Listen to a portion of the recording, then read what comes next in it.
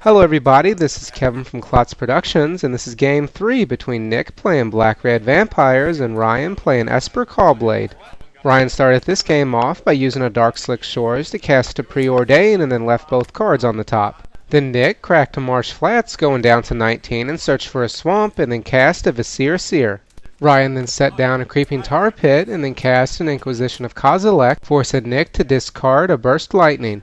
Nick attacked for 1 on his next turn, taking Ryan down to 19, and then post-combat resolved a Bloodghast. Ryan simply put a Marsh Flats into play on his next turn, and then Nick set down Dragon Skull Summit and attacked with his 2 guys for 3 damage, taking Ryan down to 16. Then at the end of the turn, Ryan cracked his Marsh Flats going down to 15 and searched for a Plains. Ryan then set down a Glacial Fortress and cast a Jace the Mind Sculptor. He then used the Jace to look at the top card of Nick's library, which he decided to leave there.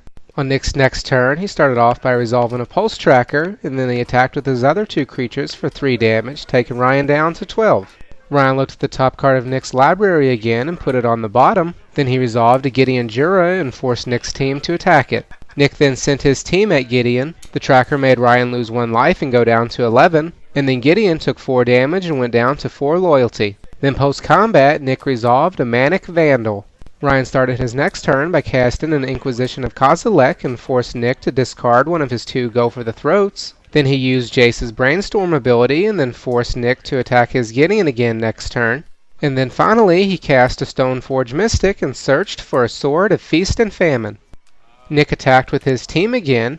Ryan immediately lost 1 life from the Pulse Tracker going down to 10. Then he used a Disfigure to get rid of the Vandal. He also chose to block the Pulse Tracker with the Stoneforge Mystic and kill it. Nick tried to kill the Mystic with a Go for the Throat, however Ryan stopped it with a Mana Leak, and then Gideon took 3 damage going down to 3 loyalty. Nick used his Seer to sacrifice his Pulse Tracker and scry 1, putting the card on the bottom. Then he sacrificed his Bloodghast to scry again and left the card on the top this time. Then post-combat, he laid down a Lava Claw Reaches and brought his Bloodghast back into play.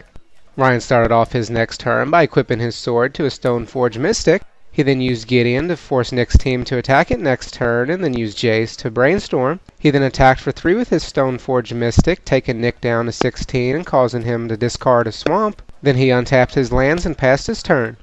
On Nick's next turn, he tried to kick a Gatekeeper of Malakir to get rid of Ryan's Stoneforge Mystic, however Ryan stopped it with a Mana Leak.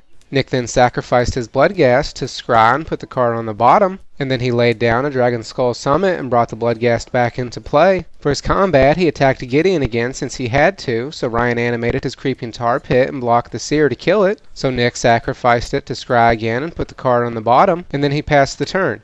Ryan started off his next turn by attacking with his Mystic, taking Nick down to 13 life. Then he used his Jace to keep Nick's card on the top of his library again. He then forced attacks on Gideon again and then resolved a Squadron Hawk, at which point Nick conceded, giving Ryan the win and the match.